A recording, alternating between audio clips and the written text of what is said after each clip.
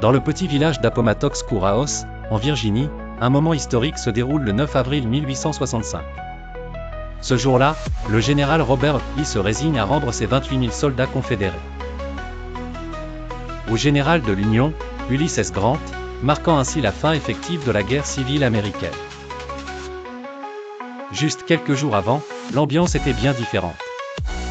Forcé d'abandonner la capitale confédérée de Richmond, et coupé de la possibilité de rejoindre les dernières forces confédérées survivantes en Caroline du Nord, Lee est constamment harcelé par la cavalerie de l'Union. Une guerre qui s'éternisait atteignait son point culminant dans la retraite désorganisée et désespérée de l'armée de Virginie du Nord. Alors que Lee et ses hommes traversent le paysage vierge de la Virginie, ils sont privés de vivres et de fournitures. La campagne d'Appomattox menée par l'Union s'avère fatale. À un moment donné, les forces de cavalerie sous le commandement du général Philip Sheridan dépassent l'armée de Lee, leur bloquant toute retraite et capturant 6 000 prisonniers à Celliers Creek.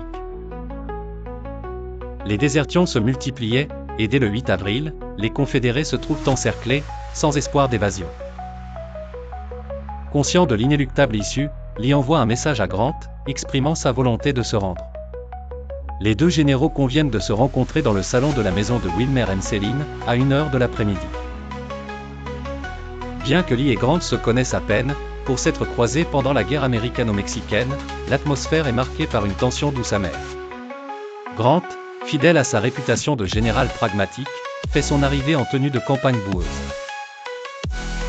Lee, symbolique de sa condition de gentleman sudiste, apparaît en grand uniforme avec écharpe et épée.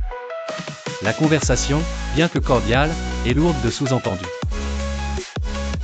Lee demande les termes de la reddition, et Grant, désireux de clore ce chapitre sanglant avec dignité, rédige rapidement les conditions. Tous les officiers et hommes de Lee seront graciés. Ils seront autorisés à rentrer chez eux avec leurs biens personnels. Cela inclut leurs chevaux, nécessaires pour les travaux agricoles du printemps. Les officiers confédérés conserveront leurs armes de service. Grant propose même que les soldats affamés de Lee reçoivent des rations de l'Union. Ainsi, dans une maison simple mais désormais immortalisée par l'histoire, finit un des conflits les plus dévastateurs que l'Union aurait à traverser.